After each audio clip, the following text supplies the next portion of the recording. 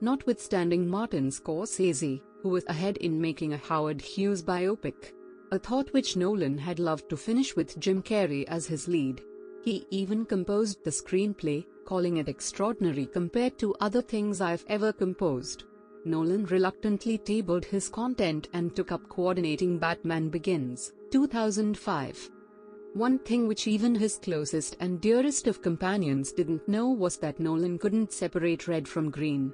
He was conceived partially blind, an uncommon condition in those occasions which he neglected to recognize in his vocation course of events. A youthful chief with dreams in his mind and no cash for a marvelous, relatively outlandish film, Nolan gathered assets and that as well, for over 8 years.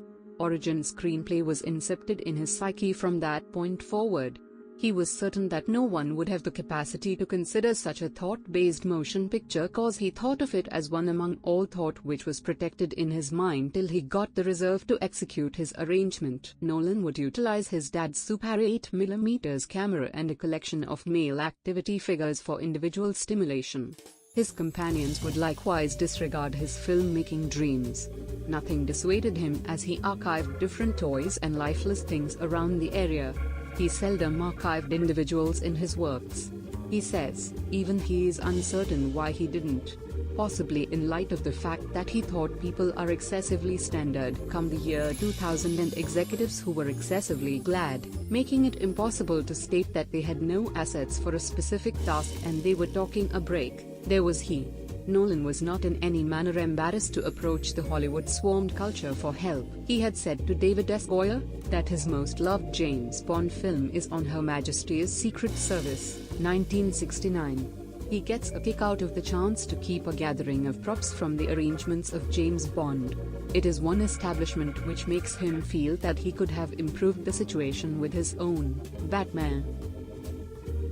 A Space Odyssey, 1968, The Black Hole, 1979, Blade Runner, 1982, Chinatown, 1974, The Hitcher, 1986, Lawrence of Arabia, 1962, On Her Majesty's Secret Service, 1969, Star Wars, 1977, The Man Who Would Be King, 1975, and Top Cappy, 1964, and in addition, anything by Stanley Kubrick. Indeed, he had created it before he came to realize that somebody as of now had his diversion in the business sectors.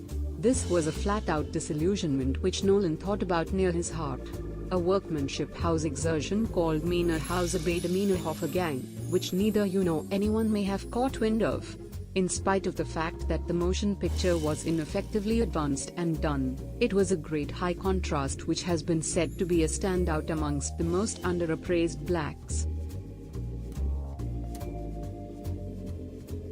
Destined to an English dad, who ran a promoting organization, and an American mother, a flight orderly, Nolan had double citizenship. As a double native of the United Kingdom and the United States, Nolan experienced childhood with the two sides of the Atlantic. Coetzee, Itzkov, Dave, the 30th of June 2010. The man behind the dreamscape. The New York Times. Recovered the 1st of July 2010.